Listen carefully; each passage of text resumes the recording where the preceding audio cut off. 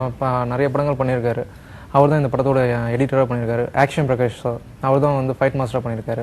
இந்த படத்தோட டைரக்டர் சிவாஜி தாஸ் பற்றி சொல்லணும்னா ஒரு யங்ஸ்டர். அவர் ஒரு 24 இயர்ஸ் தான் ஆகுது. இது வரைக்கும் படத்தில் எந்த படத்துலையும் ஒர்க் பண்ணல. அவர் டேரக்டாக தான் ஃபர்ஸ்ட் மூவி டிஎஃப் டெக் பண்ணிட்டு அப்படியே பண்ணிருக்காரு.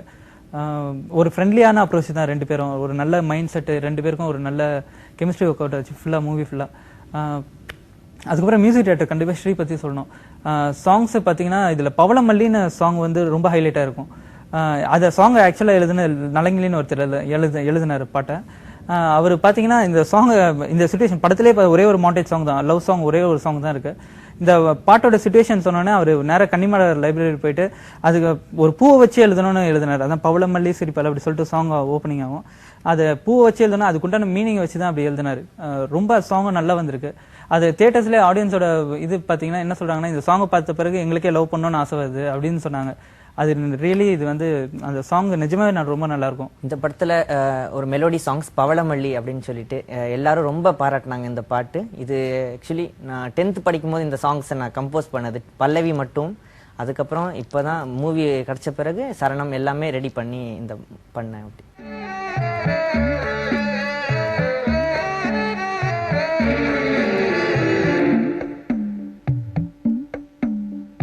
பவழமல்லி சிரிப்பாலே பாகற்கொடியிடையாலே மகிழம் மனதாலே காதல் சாமந்தி இதழாலே சங்குப்பூ விழியாலே கனகாம்பரகிழிலாலே கூடல் வட்ட விழி பார்வையாலே காந்தம் போல ஈர்த்து கொண்டாய் அடைமழையாய் உன் நினைவு சாரல் அதை தடுக்கவே குடையாக வாரி.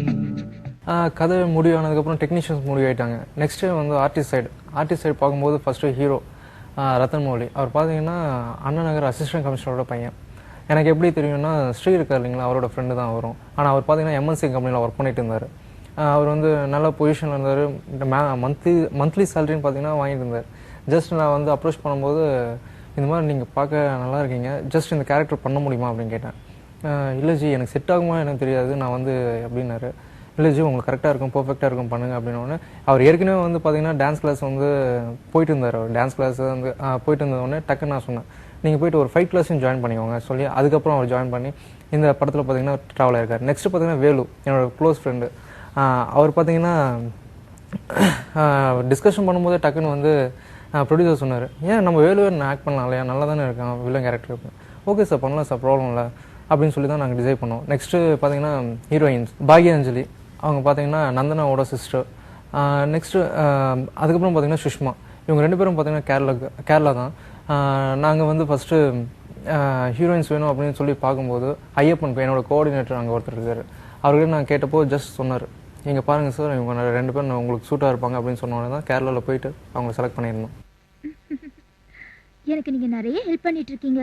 உங்களுக்கு நான் எப்படி தேங்க்ஸ் சொல்றதுன்னு எனக்கு தெரியலன்னா பரவாயில்ல விடுங்க. ஏன் டீச்சர் இப்படிலாம் பேசுறீங்க? நாங்களாம் உதவி பண்றதுக்காகவே பிறந்தவங்க.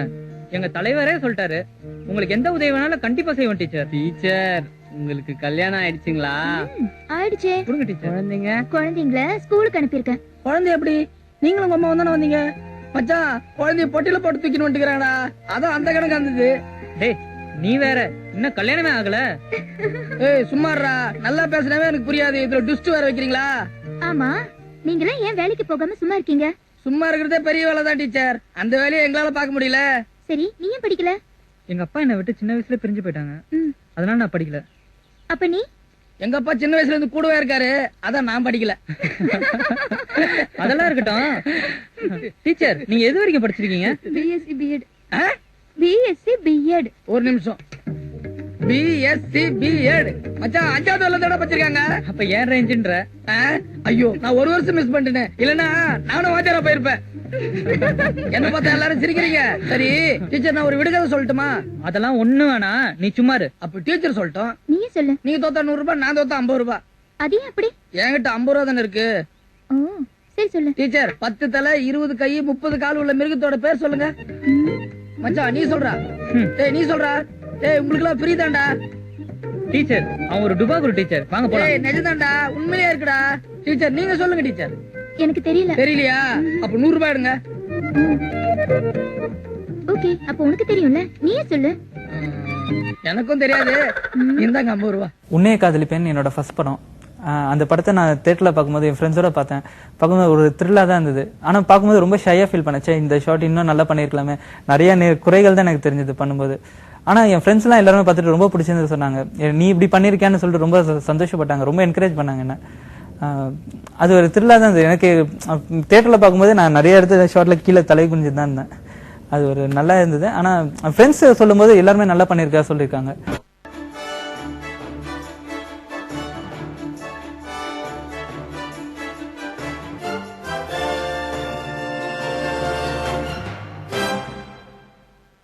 இந்த படத்தை ஃபர்ஸ்ட் நான் எங்க ஊர் தியேட்டர்ல தான் பார்த்தேன்.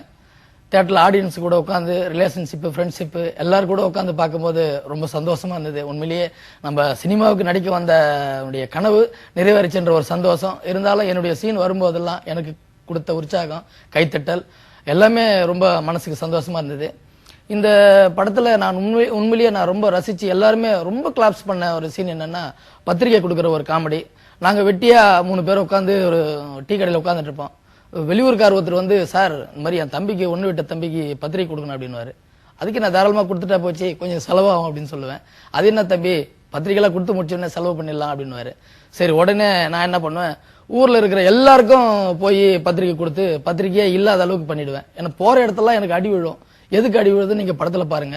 ஆனா உண்மையிலேயே எதுக்கு அடிச்சாங்கன்றது அது அந்த நீங்க படத்துல நேரா பார்த்தா தான் தெரியும். ஆனா யாருக்கு பத்திரிகை கொடுக்க வந்தாரோ அவருக்கே பத்திரிகை இல்லாம ஆயிடும். உடனே கடைசி அவரு என்ன அடிப்பாரு, அதுதான் அந்த காமெடி. உண்மையிலேயே அந்த காமெடி பார்த்துட்டே இருக்கலாம் போல இருக்கும்.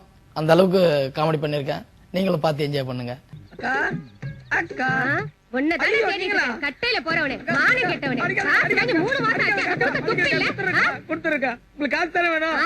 பத்திரிகை வச்சு பண்ணி மொத்த காசு கொடுத்துருக்கா. அந்த பத்திரிகை கொடுங்க. நம்ம கோவிந்தராஜன் அவர் பொண்ணு கல்யாணம், குடும்பத்தோட வந்துருங்க. எப்படி என்னப்பா இதெல்லாம்? ஏய், காசு மட்டும் ஒழுங்கா வரல, விளக்கு மாற பிஞ்சிரும். அண்ணே வாங்கண்ணே பத்திரிகை கொடுங்க. நம்ம கோவிந்தராஜன் பொண்ணு கல்யாணம். இவன் கோயில்ல சுண்டல் குடுக்குற மாதிரி கொடுத்துட்டு இருக்கேன். எனக்கு இந்தாப்பா உனக்கு ஒண்ணு. பரவாயில்ல, நீங்களும் வச்சுங்க. எல்லாரும் வந்துருங்க. வந்துடுறோம். அண்ணே வாங்கண்ணே போலாம். எங்க ஏன்னா பத்திரிகை இல்ல. ஏண்டா ஒருத்தனுக்கு பத்திரிகை கொடுக்க வந்தா நீ ஊரெல்லாம் பத்திரிகை கொடுக்க? மச்சான் டேய், காப்பாத்துடா டேய், காப்பாத்துடா டேய், ஒடே ஒடே டேய், டேய் காப்பாத்துடா டேய், டேய் அடிடா மச்சான், டேய் டேய் காப்பாத்துடா. ஏன் அடியா? என் தம்பி ஒருத்தனுக்கு பத்திரிகை கொடுக்க வந்தா இவன் ஊருக்கே பத்திரிகை கொடுக்க வச்சாயா? நீ என்ன சொன்ன? பத்திரிகை எல்லாம் வச்சு முடிச்சது அப்புறம் தானே சொன்னேன். பேச்சு மாற கூடாது. என் தம்பி கொடுக்கறதுக்கு பத்திரிகை எல்லாம் பண்ணிட்டாயா அவன்? போயா பெரிய தம்பி கிறுக்கம்பட்டிக்காரனே கிறுக்கன் ஆகிட்டானே.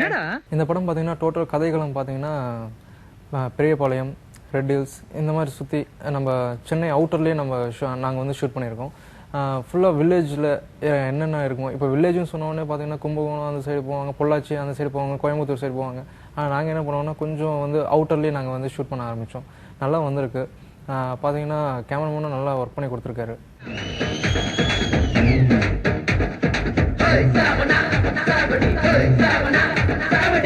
சரவண நான் தாண்டா, சரவடி நாங்க தாண்டா, அடிதடி யாகும் போடா, வீண் பம்ப எதுக்கு பாடா. சரவண நான் தாண்டா, சரவடி நாங்க தாண்டா, அடிதடி யாகும் போடா, வீண் பம்ப எதுக்கு பாடா. ஆட்டுக்காலு சூப்பு குடிச்சு ஆழமயக்கும் நித்தகத்து பேடப்பட்டி ஆட வந்த வாசனா. நான் ஆட்டம் போட்டா புழுதி வரக்கும் பெருசாதான், நான் ஆட்டம் போட்டா புழுதி வரக்கும் பெருசாதான்.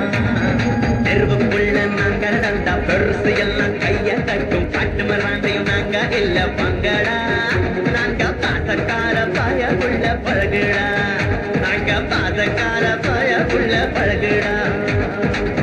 சரவண நான் தாண்டா, சரவடு நாங்க தாண்டா, அழுதொடு யாகும் போடா, நீ ரொம்ப எதுக்கு வாடா.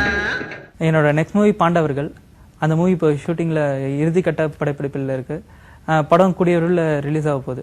மேக்ஸிமம் பை ஜனவரியில் ரிலீஸ் ஆகும். இந்த ஷோ மூலம் நான் ஜெயடிவி வியூவர்ஸ் எல்லாருக்குமே என்னோட நன்றியை தெரிவிச்சுக்கிறேன். பிறக்கும்போது தாயை அழ வைக்கின்றோம், இறக்கும்போது எல்லோரையும் அழ வைக்கின்றோம், வாழும்போது அனைவரையும் சிரிக்க வைப்போம். இந்த நேரத்தில் ஜெயா டிவி நேயர்கள் அனைவருக்கும் நன்றியை கூறி உன்னைய காதை பெண் செல்வதை விடைபெறுகிறேன். நன்றி.